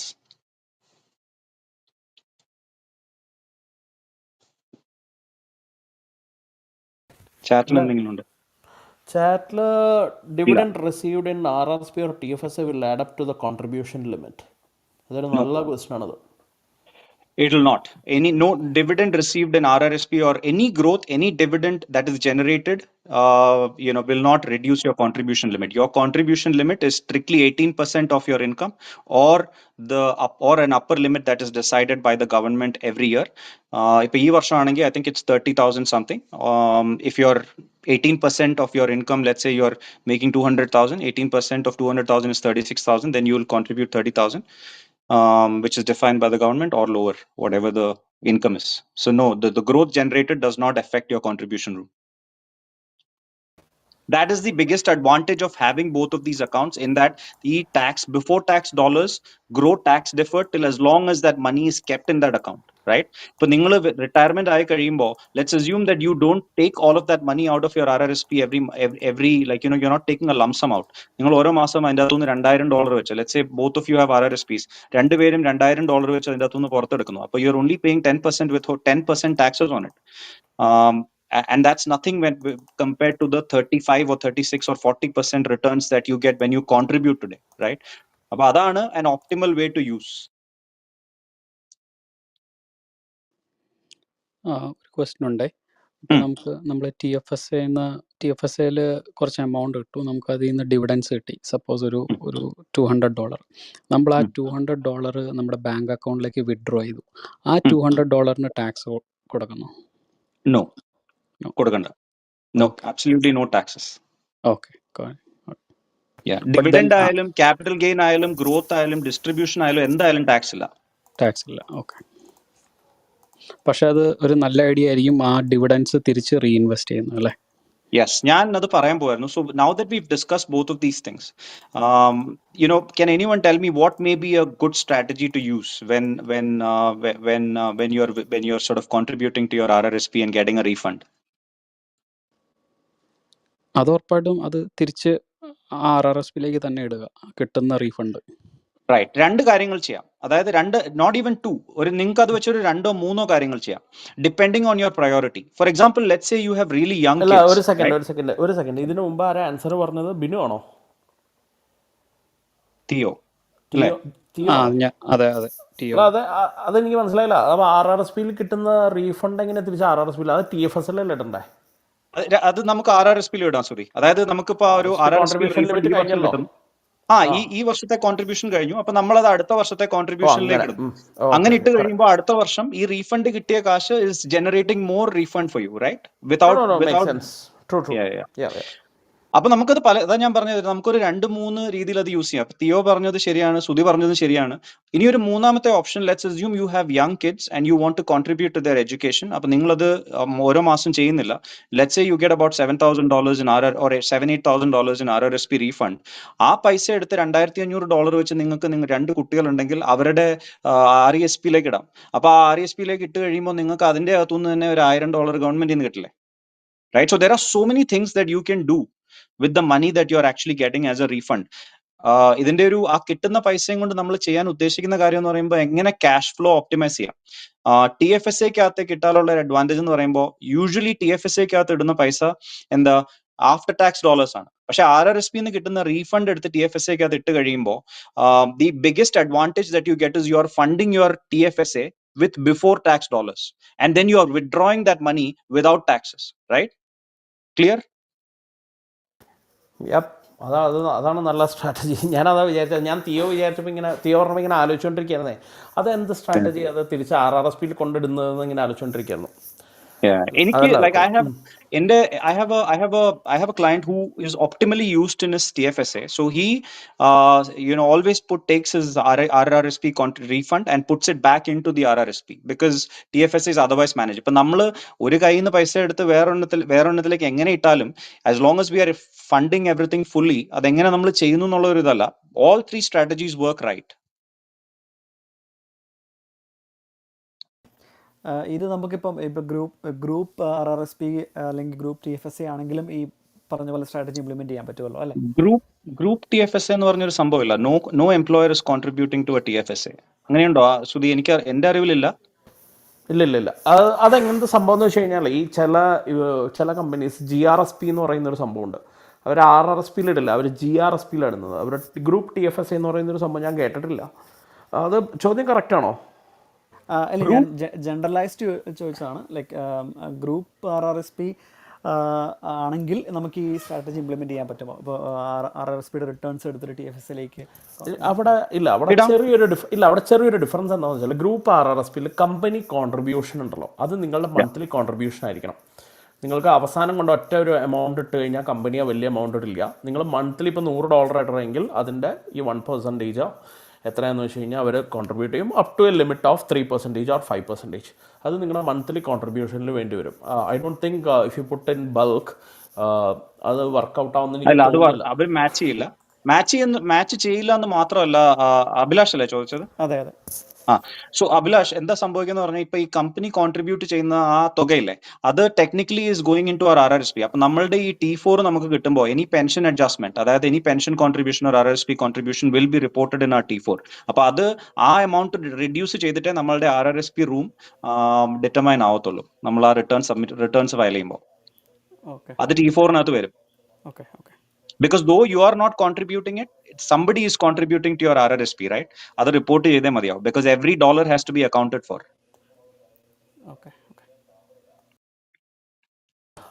ഇതിൽ വേറെ ഞാൻ ഈ RRSP TFSA അല്ലാതെ investment സൈഡിൽ നിന്ന് just ഒരു strategy പറഞ്ഞുതരാം. എൻ്റെ അഭിപ്രായത്തിൽ, അഗൈൻ ഞാനൊരു ഫൈനാൻഷ്യൽ കൺസൾട്ടൻ്റ് ഒന്നുമല്ല, പക്ഷേ നമ്മളെ എക്സ്പീരിയൻസ് വെച്ച് പറയുന്നതാണ്, ഒരിക്കലും ഒരുമിച്ച് ആ ഫണ്ട് കൊണ്ടിടരുത്. ഒരുമിച്ച് ഫണ്ട് കൊണ്ടിട്ട് കഴിഞ്ഞാൽ നിങ്ങളിപ്പോൾ ഏതെങ്കിലും സ്റ്റോക്സിൽ ഇടുകയാണെങ്കിൽ ചിലപ്പോൾ നിങ്ങൾ ഹൈയിലായിരിക്കും മേടിക്കുന്നത്, ലോയിലാണ് മേടിക്കണമെങ്കിൽ വിച്ച് ഇസ് ഗുഡ്. അപ്പം നമ്മൾ ഇപ്പം ഡോളർ കോസ്റ്റ് ആവറേജിംഗ് എന്ന് ഇവിടെ പറയും, നാട്ടിൽ സിസ്റ്റമാറ്റിക് ഇൻവെസ്റ്റ്മെൻറ്റ് പ്ലാൻ എന്ന് പറയും. നിങ്ങളത് മന്ത്ലി അത് ഇട്ട് കഴിഞ്ഞാൽ നിങ്ങളത് ആവറേജ് പ്രൈസിൽ നിങ്ങൾ മേടിച്ചിട്ട് over a period of time you will earn some good benefits out of it. അപ്പോൾ നിങ്ങൾ മന്ത്ലി തന്നെ പ്ലാൻ ചെയ്യുക. ഇതാണ് നിങ്ങളുടെ ഇൻകം എങ്കിൽ നമ്മളുടെ 18% RRSP, ഓക്കെ, ഞാൻ ഇത്രയും അടയ്ക്കേണ്ടി വരും, ഇത്രയും ഞാൻ TFSA അടയ്ക്കേണ്ടി വരും, ഇങ്ങനെ അത് പ്ലാൻ ചെയ്യുക. പക്ഷേ ഇതിനു മുമ്പ് നിങ്ങളൊരു കാര്യം മനസ്സിലാക്കണം, നമ്മൾ ഇവിടെ കാനഡ US-നേക്കാൾ കുറച്ച് ഡിഫറൻ്റ് ആണ്. US-ൽ എനിക്ക് ഇത്രയും പ്രഷർ വന്നിട്ടില്ല. കാനഡയിൽ നമ്മൾ സർവൈവ് ചെയ്യാൻ on A daily basis survive ചെയ്യാൻ തന്നെ വളരെ പാടാണ്. ഓക്കെ, നമ്മൾ വളരെ പാടുപെട്ടിട്ടാണ് നമ്മളുടെ ഈ പറയുന്ന ജോബ്സ് ആണെങ്കിലും, എസ്പെഷ്യലി ഫ്രഷേഴ്സ്, നമ്മൾ ജോബ്സ് ആണെങ്കിലും നമ്മളുടെ സാലറി വെച്ച് നമ്മൾ രണ്ടറ്റം കൂട്ടിമുട്ടിക്കാൻ ശ്രമിക്കുകയാണ്. പക്ഷേ എന്തൊക്കെ പറഞ്ഞു കഴിഞ്ഞാലും നമ്മൾ അതിൽ നിന്ന് ചെറിയൊരു പീസ് നമ്മൾ മാറ്റി വയ്ക്കാൻ നോക്കുക. ഓക്കെ, പരമാവധി മാറ്റി വയ്ക്കാൻ നോക്കുക. Because it makes A huge difference. It makes A very huge difference after when you go after 3 years and check. ഇപ്പം ഒരു എക്സാമ്പിൾ പറഞ്ഞാൽ, നമ്മളിപ്പം ഈ മാർച്ച് 12 ആകുമ്പോൾ നമ്മുടെ വർക്ക് ഫ്രം ഹോം തുടങ്ങിയിട്ട് 3 വർഷമായി. 20 തുടങ്ങിയതാണ്, 21, 22, 23, 3 വർഷമായി. ഈ 3 വർഷം ഒരാളുടെ ഗോ ട്രെയിൻ ആവറേജ് പ്രൈസ് എന്ന് പറഞ്ഞാൽ $300 ആണ്. പുള്ളി ഒരു മാസം $300 ഗോ ട്രെയിന് സേവ് ആവുകയാണ് ഇപ്പോൾ വർക്ക് ഫ്രം ഹോം ഉള്ളപ്പോൾ. ഈ $300 പുള്ളി സേവ് ചെയ്തിരുന്നെങ്കിൽ ഒരു വർഷം തന്നെ $3600 3 വർഷം കൊണ്ട് ഏകദേശം ഓൾമോസ്റ്റ് $10,000 പുള്ളിക്ക് സേവ് ആവുമായിരുന്നു.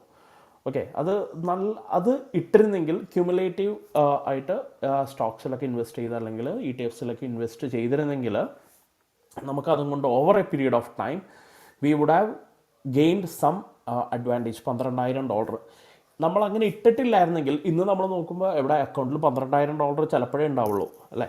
അപ്പോൾ അത് ഒരു ഇൻവെസ്റ്റ്മെൻറ്റ് ഡിസിപ്ലിനാണ്.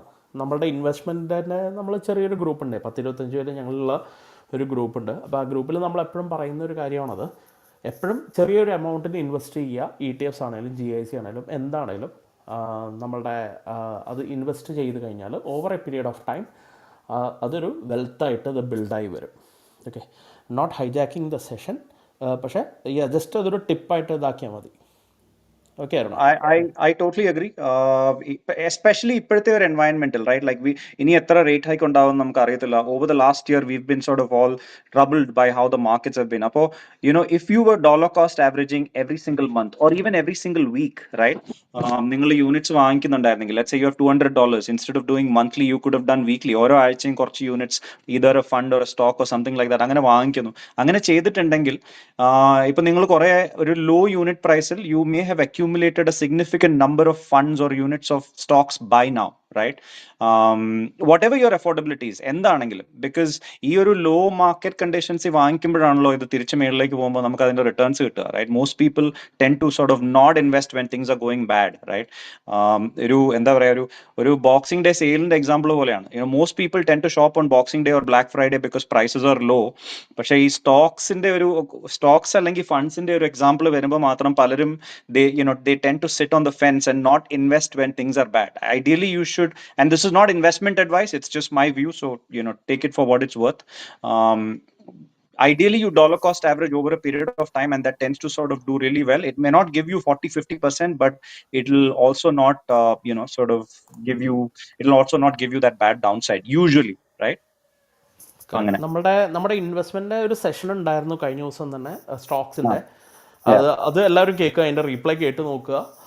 അതേപോലെ നമ്മുടെ ഇൻവെസ്റ്റ്മെന്റ് വേറൊരു സെഷൻ കൂടി വരുന്നുണ്ട്, purely from stocks and investment perspective. അതേപോലെ റിയൽ എസ്റ്റേറ്റ് ഇൻവെസ്റ്റ്മെന്റും ഇതിൻ്റെയൊക്കെ സെഷൻസ് വരുന്നുണ്ട്. അപ്പം അത് നിങ്ങൾ കേൾക്കാൻ ശ്രമിക്കുക, കാരണം that will give you an idea on how to start investments and how to build wealth over a period of time. Okay, thank you. Any other questions, Arpin?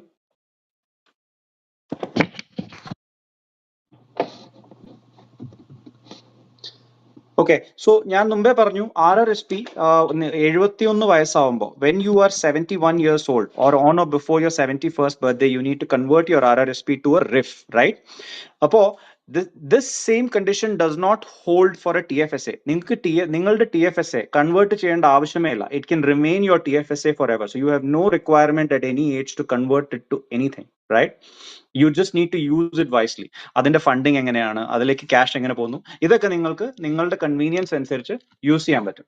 Okay, but again, don't forget always that it is not literally tax free, because അതിന് കൊടുക്കാനുള്ള tax നിങ്ങൾ അതിൽ contribute ചെയ്യുന്നതിന് മുമ്പേ കൊടുത്തു കഴിഞ്ഞ പൈസയാണ്. So it is after tax free savings account, right? Ideally. ഇതിന്റെ so I'll go to some of the other things. എന്താ ഇതിനകത്ത് പറയാ, let me look at transfers, investments we already spoke about. You can hold a whole different bunch of investments within your RRSPs and TFSAs, like stocks, bonds, mutual funds, treasury bills, principal protected notes. അങ്ങനെ പല പല സംഭവങ്ങൾ നിങ്ങൾക്ക് ഇതിന്റെ അകത്ത് hold ചെയ്യാം. RRSP is fully taxable on withdrawal if you're withdrawing it in lump sum. However, if you withdraw, if you plan your withdrawals and you have a strategy around how you are going to withdraw your money every single month, അങ്ങനെ ആവുമ്പോൾ you can be very tax efficient with your withdrawals from your RRSP as well. TFSA ക്ക് taxation ഇല്ല. Beneficiary, right? ഇതിന്റെ അകത്ത് നിങ്ങൾക്ക് ആർക്കെങ്കിലും TFSA or RRSP ഉണ്ടെങ്കിൽ, right? So there are some things that you need to keep in mind. ഇത് രണ്ടും registered accounts ആണ്. അപ്പോ ഇതിന്റെ അകത്ത് let's say that something happens to the account holder for the RRSP, right? If you've named your spouse or common law partner as a beneficiary of your RRSP, adinte agathulla paisa will be tax sheltered because it's a registered account and will not be subject to probate at the time that you pass away, right? They are transferred. Ningalde accountil kedakkunna RRSP o alle RIF-il kedakkunna paisayo are transferred to your beneficiary's RRSP, tax deferred. All right? Clear? Okay. If you don't have a surviving spouse, if you don't have a surviving spouse at the age that you pass away, but you've named your children or your grandchildren as beneficiaries on your RRSP, right? Appo the proceeds from your RRSP or your RIF will be converted into a term annuity in their names, meaning that it will be, for example, there'll be a term 20-30 years. Our 20-30 years money will continue to get paid out from your RRSP to your beneficiaries, which are either your kids or your grandchildren, right? And at that term, the value of that value that was in your account will be exhausted. Okay?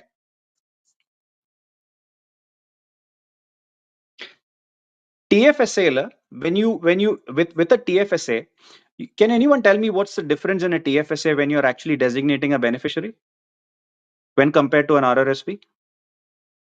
Sorry, Nyan, just don't mind me asking questions. I'm just trying to ask because just simply to check the understanding where we are at. Okay, let me answer that. So when you have a TFSA, always name a successor holder of the account instead of naming a beneficiary. Okay, അതിന്റെ കാരണം എന്താണെന്ന് വെച്ചാൽ if you name a beneficiary, there are tax implications in a TFSA when after you pass away. Okay, but if you name a successor holder, ideally your spouse or your common law partner, right? നിങ്ങൾക്ക് എന്തെങ്കിലും സംഭവിച്ചാൽ ആ TFSA അകത്തിരിക്കുന്ന പൈസ the successor holder will automatically inherit that account without any tax implications, whether that money grows after the date the account holder pass away or what not, right? It will automatically be inherited by the account holder, successor holder. Appo ningal arengiലും TFSA set ചെയ്തു വെച്ചിട്ടുണ്ട് അതിന്റെ അകത്ത് നിങ്ങൾ set ചെയ്യുമ്പോൾ you have to compulsorily name somebody as either a beneficiary or a successor holder, and you've named a beneficiary. Please go back and change that person to a successor holder, and if you need help with that process, please let me know. Okay, എന്തെങ്കിലും questions around that? ഇല്ലായിരുന്നേ, നമുക്ക് കുറച്ച് speed up ആക്കാൻ തോന്നുന്നു, നമ്മൾ Yeah, wind up okay. ചെയ്യണം. Okay. So അതിനു മുമ്പ് just ഒരു കാര്യം പറയണത്, നമ്മളുടെ ഒരു ഇൻവെസ്റ്റ്മെൻറ്റ് ഗ്രൂപ്പ് ഉണ്ട്. ഇപ്പോൾ ആർക്കെങ്കിലും ഇൻവെസ്റ്റ്മെൻറ്റിലൊക്കെ താല്പര്യം ഉണ്ടെന്നുണ്ടെങ്കിൽ ജസ്റ്റ് ആ ഗ്രൂപ്പിൽ വരിക, കോൺട്രിബ്യൂട്ട് ചെയ്യാൻ റെഡി ആവുക. ജസ്റ്റ് ഒരു ലിസണറായിട്ടിരുന്നിട്ട് കാര്യമില്ല, you also have to contribute something. അങ്ങനെ ആരെങ്കിലും ഉണ്ടെങ്കിൽ എന്നെ പേഴ്സണൽ മെസ്സേജ് അയച്ചാൽ മതി, ഞാൻ ജസ്റ്റ് ആഡ് ചെയ്തോളാം. Yeah, please continue. Okay, I will not go in depth into taxes, but if you have any questions around it, you can reach out to me. ഞാൻ Investments in Canada ഗ്രൂപ്പിൽ ഉണ്ട്, and എൻ്റെ Clubhouse profile, you have my LinkedIn profile and you have my contact information, so please feel free to ping me if you have any questions, right? I'm happy to answer. I'll go to the first home savings account. ഇപ്പോൾ എല്ലാവർക്കും ഇതിനെക്കുറിച്ച് ഒരു idea കിട്ടിയെന്ന് തോന്നുന്നു. First home savings account is supposed to combine the best of both worlds, RRSP and TFSA. ഇതിന്റെ രണ്ടെണ്ണത്തിന്റെയും ഏറ്റവും നല്ല key features എന്തൊക്കെയാണോ അത് combine ചെയ്ത് it's basically designed to encourage people to buy homes, right? And that's the whole purpose of actually creating a first time home account. Now, again, it has some of the conditions of an RRSP and a TFSA. For example, you need to be 18 years and older. You need to be a legal resident of Canada and have a SIN number. First time home buyers in endakyano conditions, like, in terms of owning a home and stuff like that, you need to have and meet those conditions to use a first home savings account, right? You can only use this account once in your lifetime. ഒറ്റ തവണ മാത്രമേ ഇത് use ചെയ്യാൻ പറ്റത്തുള്ളൂ, right? The annual limit in this account is $8,000. $8,000 ആണ് ഇതിന്റെ annual limit, contribution limit. You can contribute your $8,000 this year, but unlike an RRSP, ഇപ്പൊ നിങ്ങൾ ജാനുവരി തൊട്ട് മാർച്ച് വരെ, ജാനുവരിയിലും ഫെബ്രുവരിയിലും നിങ്ങൾ ഇതിൻ്റെ അകത്തേക്ക് പൈസ കോൺട്രിബ്യൂട്ട് ചെയ്യുകയാണെങ്കിൽ that will not be tax deductible when you file your taxes.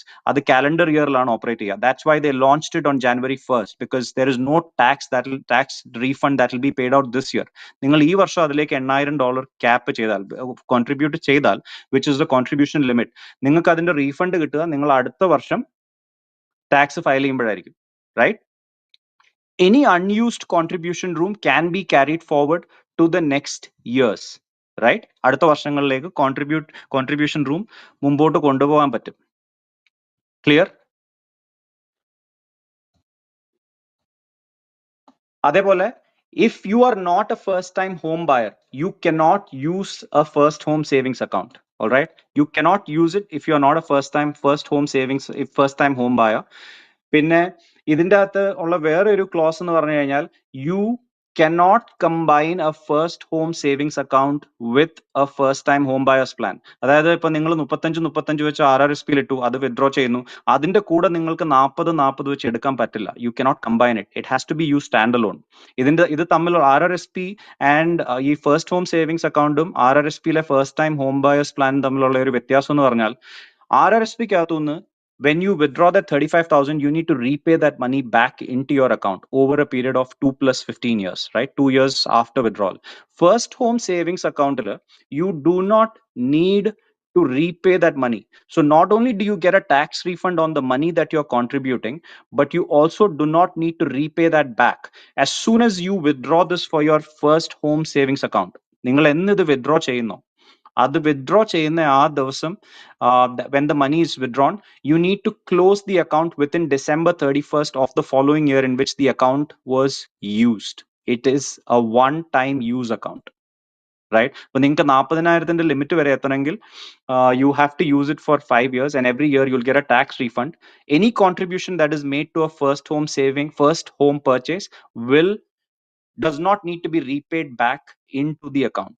Right? ഇതിന്റെ അകത്ത് ഒരു സ്പൗസൽ ബെനിഫിറ്റോ അങ്ങനെയുള്ള ഒരു ബെനിഫിറ്റോ ഇല്ല. There's nothing that you can use for a spouse. Let's say you are contributing for your spouse. It's your will and wish, but it'll not be a spousal account. You will get the tax. Your contributor will not get the tax deduction. The spouse is going to get the tax deduction. Okay? RRSP contribute ചെയ്യുമ്പോൾ spousal RRSP ലേക്ക് contribute ചെയ്യുമ്പോൾ കോൺട്രിബ്യൂട്ടർക്കാണ് tax deduction കിട്ടുക. ഇതില് the spouse is considered the contributor even if you've given them the money, and they get the tax deduction. Any questions? First home savings account. എനിക്കൊരു question ഉണ്ട്. ആ നമ്മളിപ്പം first home savings അക്കൗണ്ടിൽ നമ്മൾ കാശ് ഇടുവാണ്. അപ്പം നമ്മൾ ഇയർലി നമുക്ക് മാക്സിമം 8,000 വെച്ചിൽ ഇടാൻ പറ്റത്തുള്ളൂ. അപ്പം നമുക്ക് may be after like 4-5 years നമുക്ക് വേറെ എന്തെങ്കിലും ഒരു എമർജൻസി വരുവാണെങ്കിൽ നമുക്ക് ഇതിൽ നിന്ന് വിഡ്രോ ചെയ്യുമ്പോഴത്തേക്ക് അതിന് ടാക്സ് കൊടുക്കേണ്ടി വരുമോ? Home buyer Absolutely. Home buyers പോലെയല്ല, ഇതൊരു once and use account ആണ്. അപ്പോ let's say that you withdraw money from this account for anything other than buying your home, it is taxed and withholding tax is applicable ആണ്. ഇതുവരെ government ഇതിന്റെ I haven't seen government releasing the withholding tax schedule, but I am guessing that it will be the same withholding tax structure like what you have in your RRSP. Okay. അത് question complete ആയിരുന്നോ ബിനുവിന്റെ, അതോ അതിന്റെ follow up question ഉണ്ടോ? അതെ, complete ആയിരുന്നു. Yeah, one time use only for first time home purchase. ഇതിന്റെ അകത്ത് വേറൊരു സംഭവം എന്ന് പറയുമ്പോൾ you will have to designate, for example, നമ്മൾ ഈ അക്കൗണ്ട് സെറ്റ് ചെയ്യുമ്പോൾ you will have to designate a beneficiary, you will have to designate a successor holder of this account, right? Beneficiary അല്ല, successor holder ആണ് designate ചെയ്യേണ്ടത്. Successor holder, you can also designate a beneficiary, but ideally a successor holder, and that successor holder that you designate also has to be a first time home buyer for them to inherit this account. Okay? മനസ്സിലായോ? ഇപ്പൊ നിങ്ങൾ ഒരാളെ successor holder ആയിട്ട് designate ചെയ്തു. അപ്പൊ ആ വ്യക്തിക്ക് അതിന്റെ അകത്തുനിന്ന് പൈസ വിഡ്രോ ചെയ്യണം. Instead of sort of eating into their room, they will inherit this account as long as they are a first time home buyer. If they are not a first time home buyer, and something happens to the account holder, then all of the money that is in your first home savings account can be transferred to the beneficiary's RRSP or RRIF, tax deferred. Okay? Clear? Okay. Okay. ഇതിന്റെ അകത്ത് വേറൊരു feature എന്ന് പറഞ്ഞു കഴിഞ്ഞാൽ, നിങ്ങൾക്ക് RRSPക്ക് അകത്തുനിന്ന് നിങ്ങളുടെ RRSP, ഇപ്പൊ let's say you have an existing RRSP, okay, ആ RRSPക്ക് അകത്തുനിന്ന് നിങ്ങൾക്ക് ഇതിലേക്ക് പൈസ ട്രാൻസ്ഫർ ചെയ്യാം. ഓക്കെ, അതേപോലെ ഇതിന്റെ അകത്തുനിന്ന് നിങ്ങൾക്ക് RRSPയിലേക്കും പൈസ ട്രാൻസ്ഫർ ചെയ്യാം. ഓക്കെ, അതിന് നിങ്ങൾക്ക് ടാക്സ് ഡിഡക്ഷൻസ് ഒന്നും കിട്ടത്തില്ല. But let's say you have 35,000 in your RRSP and you contribute or you move that to your your first home savings account, and then you contribute an additional 5,000. That's 40,000 that you can use. But the catch there is you do not get your contribution room back in either one of these accounts. ഒരു തവണ അങ്ങോട്ടും ഇങ്ങോട്ടും transfer ചെയ്താൽ നിങ്ങൾക്ക് ഈ രണ്ട് അക്കൗണ്ട്സിലും പോയ room തിരിച്ചു കിട്ടത്തില്ല.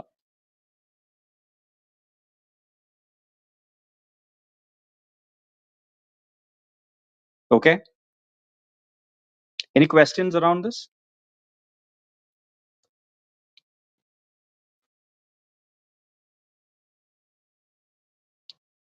ഇത് സൈലൻസ്, ഐ എം തിങ്കിങ് ഇത് കൺഫ്യൂഷൻ ആണോ? അതല്ല, കുറെ പേര് എല്ലാവരും ഓഡിയൻസിലാണ് ഉള്ളത്, അപ്പൊ അതുകൊണ്ടാണ്. ഓക്കെ, ഇല്ല വേറെ ക്വസ്റ്റ്യൻ ഒന്നുമില്ല. ഡീപ്പ് എന്തെങ്കിലും ക്വസ്റ്റ്യൻസ് ഉണ്ടോ? പുള്ളി സ്പീക്കറായിട്ട് വന്നിട്ടുണ്ട്. ഓക്കെ, ചോദിച്ചോളൂ.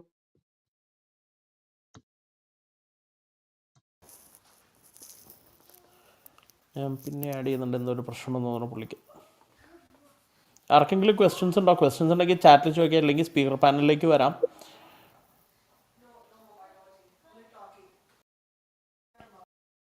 ഇല്ലായിരുന്നു, നമുക്ക് പ്രൊസീഡ് ചെയ്തിട്ടെ നമുക്ക് വൈൻഡ് അപ്പ് ചെയ്യുന്ന രീതിയിൽ ഇതാക്കാം. Yeah. Another 5 So, minutes. I mean, ഇതിന്റെ അകത്ത് ഹലോ, ലൈക്ക് ഐ മീൻ ഞാൻ എന്തെങ്കിലും ഒരു സെക്കൻഡ്, ദീപു ആണ്.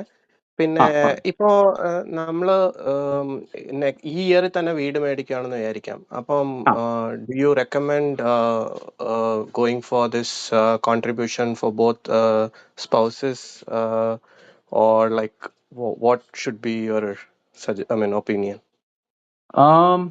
ഇതിന്റെ അകത്ത് നിങ്ങൾക്ക് കുറച്ച് കൺവീനിയൻസ് ഉണ്ട് ദീപ്. സോ ഡിഫറൻസ് രണ്ടെന്ന് ഒരു മെയിൻ ഡിഫറൻസ് എന്ന് പറഞ്ഞു കഴിഞ്ഞാൽ നമ്മൾ ഇതിന്റെ അകത്ത് കോൺട്രിബ്യൂട്ട് ചെയ്യുന്ന കാശിന് നമുക്ക് അടുത്ത വർഷം ടാക്സ് ഫയൽ ചെയ്യുമ്പോൾ റീഫണ്ട് കിട്ടും, റൈറ്റ്? അപ്പോൾ so in that sense it works like an RRSP, right? പിന്നെ നമുക്ക് ഇതിന്റെ അകത്ത് ഒരു $5,000 വെച്ച് എക്സ്ട്രാ റൂം ഉണ്ട്, പക്ഷെ അതിന് 5 വർഷം വെയിറ്റ് ചെയ്യണം, റൈറ്റ്? But Okay. അഗൈൻ നമ്മൾ ഇതിന്റെ അകത്തുനിന്ന് വിഡ്രോ ചെയ്യുന്ന പൈസയ്ക്ക് ഒരു ഇത് കൊടുക്കണ്ട, എന്താ അതിന് പറയുന്നത്, ഇതിന്റെ അകത്ത് നമ്മൾ കോൺട്രിബ്യൂട്ട് ചെയ്യുന്ന പൈസയ്ക്ക് നമ്മൾ തിരിച്ചടയ്ക്കേണ്ട ആവശ്യമില്ല, റൈറ്റ്? എനിക്ക് മനസ്സിലാക്കാൻ പറ്റുന്നത് വെച്ച് വാട്ട് ഐ ഫീൽ ഇസ് ഇങ്ങനെ ഒരു സംഭവം കൊണ്ടുവന്നിരിക്കുന്നത് RRSPക്കകത്ത് RRSPയെ കുറിച്ച് പല ഒരു മിസ്അണ്ടർസ്റ്റാൻഡിങ്സ് പൊതുവെ കമ്മ്യൂണിറ്റിയിൽ ഉണ്ട്. Like I mean in Canada, right? Everybody is worried about taxes. അപ്പൊ RRSPയുടെ ഒരു യൂട്ടിലൈസേഷൻ എന്ന് പറയുന്നത് തന്നെ 2019 there was about $1 trillion of unused RRSP contribution room, right? 22% ആൾക്കാരെ RRSP ഫുൾ ആയിട്ട് യൂസ് ചെയ്യുന്നുള്ളൂ. I mean this is all numbers based on StatCan in 2019. ഒരു ഫാമിലിയുടെ ആവറേജ് RRSP കോൺട്രിബ്യൂഷൻ എന്ന് പറയുന്നത് തന്നെ $3,500 അങ്ങനെ എന്തോ ആണ്, right? Which is very less. അപ്പൊ നമ്മളുടെ കയ്യിൽ ഇരിക്കാൻ പറ്റുന്ന പൈസ, നമ്മളുടെ പൈസ ഗവൺമെന്റിന്റെ കയ്യിൽ ഇരിക്കുന്നു എന്നുള്ളതാണ് ഇതിന്റെ ഒരു കാര്യം. അപ്പൊ അവരിത് കൊണ്ടുവന്നിരിക്കുന്നത് according to me is to make sure, or is to actually encourage people to take money out of their TFSA, put it into the first home savings account, and then claim a tax refund on that money, right? മനസ്സിലായോ? Okay, അപ്പോ ചോദ്യം ഒന്നും കൂടെ rephrase ചെയ്യുവാണ്. അപ്പോൾ ഇപ്പൊ ഒരു 8,000 ആണല്ലോ ഇയർലി കോൺട്രിബ്യൂഷൻ എന്ന് പറയുന്നത്. അപ്പം ആ 8,000 you will save or you will lose that money if you don't contribute, right? Like if you are planning to buy your first home. It will carry forward. Okay. That 8,000 will carry forward. But the thing is, you need to sort of ഈ first home savings account open ചെയ്തിട്ട് 15 വർഷത്തിനുള്ളിൽ നമ്മൾ അത് use ചെയ്തിരിക്കണം. either 15 years or before the year in which you turn 71, right? അത്രയും വർഷത്തിനുള്ളിൽ അത് use ചെയ്തില്ലെങ്കിൽ you must transfer that money to your RRSP or RIF. പക്ഷേ every year, like for example ഈ വർഷം 8,000 ഉണ്ട്, അപ്പൊ ദീപു അതിലേക്ക് 5,000 കോൺട്രിബ്യൂട്ട് ചെയ്യുന്നുള്ളൂ. അപ്പൊ അടുത്ത വർഷം your limit will be 11,000, right? Because it's you haven't use 3,000 this year. അപ്പൊ 8,000 plus 3,000. Okay, so this year തന്നെ നമ്മൾ അത് വിഡ്രോ ചെയ്യുകയാണെങ്കിൽ അത് കുഴപ്പമുണ്ടോ എന്നാണ് ഞാൻ ചോദിക്കുന്നത്. അതായത് ഇപ്പൊ 8,000 ഞാൻ കോൺട്രിബ്യൂട്ട് ചെയ്തിട്ടുള്ളൂ, ആ 8,000 ഞാൻ അങ്ങ് വിഡ്രോ ചെയ്യുന്നു. So I will save tax for that 8,000 and I will be able to use that for first home buyer plan, right? Yes. But don't forget, first home savings അക്കൗണ്ടും ഫസ്റ്റ് ടൈം ഹോം ബയേഴ്സ് പ്ലാനും കൂടെ ഒരേ വീടിന് വേണ്ടി combine ചെയ്ത് use ചെയ്യാൻ പറ്റില്ല. You cannot combine both. Okay. Right? First time home buyers plan is from the RRSP. $35,000. $8,000 is from your first home savings account. ഇത് രണ്ടും കൂടെ കമ്പൈൻ ചെയ്ത് ഒരേ ഫസ്റ്റ് വീടിന് വേണ്ടി യൂസ് ചെയ്യാൻ പറ്റില്ല. Okay. So it doesn't make sense. Okay. Okay. I mean, it makes sense as in, like for example, if you have like $8,000 which you don't want to put back into your retirement fund, then why not, right? അപ്പൊ നമ്മളുടെ മേലുള്ള ആ ഒരു pressure അല്ല ഇപ്പൊ ഇത് തിരിച്ചടച്ചില്ലെങ്കിൽ എനിക്ക് ഈ വർഷം ഇത്രയും ടാക്സ് വരുമെന്നുള്ളത്. ബട്ട് ഐ ഫീൽ ലൈക്ക് ആ RRSPയുടെ മോഡൽ നല്ലതാണ്, കാരണം അത് it is almost forcing you to save for your retirement. I mean അത് depending on how we look at it. അപ്പൊ നമുക്ക് ഇത് തിരിച്ചടയ്ക്കേണ്ട എന്നൊരു കൺവീനിയൻസ് വേണമെങ്കിൽ ഇത് യൂസ് ചെയ്യാം. തിരിച്ചടയ്ക്കാൻ താല്പര്യമുണ്ട്, ആ പൈസ എനിക്ക് എന്റെ കയ്യിൽ തന്നെ വെക്കണമെന്നുണ്ടെങ്കിൽ ഫസ്റ്റ് ടൈം ഹോം ബയേഴ്സ്, ഇതിൽ $5,000 എക്സസ് റൂം ഉണ്ട്. But for that you will have to wait for 5 years. Understood. Okay, thank you. Yeah. അപ്പൊ സോ ഇതായിരുന്നു ഒരു overview, right? Like I mean I don't want to get in depth in to like things like taxation and all of penalties and all that kind of stuff. പക്ഷേ ഈ സെഷനിൽ at least I am hoping that ഇത് വെച്ച് വേറെ ആർക്കെങ്കിലും എന്തെങ്കിലും questions ഉണ്ടോ?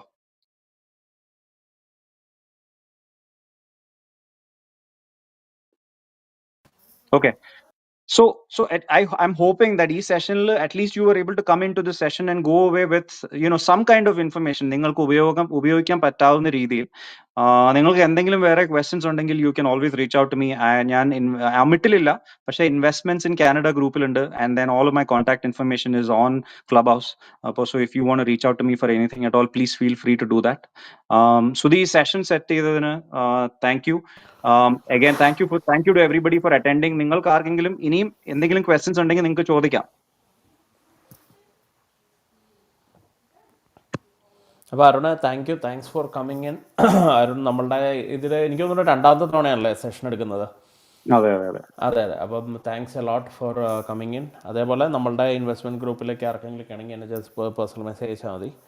അതേപോലെ നമ്മളുടെ ഇനിയും ഇൻവെസ്റ്റ്മെൻറ്റ്സിൻ്റെ സെഷൻ വരുന്നുണ്ട്. അതേപോലെ നിങ്ങൾക്ക് എന്തെങ്കിലും ഫൈനാൻഷ്യൽ പ്ലാനിങ്ങിൻ്റെ ആവശ്യമുണ്ടെങ്കിൽ please feel free to reach out to Arun. അപ്പോൾ നിങ്ങളുടെ പേഴ്സണൽ കേസസ് ഡിസ്കസ് ചെയ്യാവുന്നതാണ്. നമ്മൾ ഗ്രൂപ്പിൽ അത് ഡിസ്കസ് ചെയ്യണ്ടല്ലോ എന്ന് വെച്ചിട്ടാണ്. അപ്പോൾ നമുക്ക് അങ്ങനെയാണെങ്കിൽ ഇന്നത്തെ വൈൻഡപ്പ് ചെയ്യാം. അടുത്ത സെഷനിൽ ഞാൻ ഡീറ്റെയിൽസ് എല്ലാവർക്കും അയച്ചു തരാവുന്നതാണ്. അപ്പോഴേക്കും നമുക്ക് അടുത്ത സെഷനിൽ കാണാം. Okay, thanks every one. Thanks Arun. Thank you. Thanks everybody. Thank you.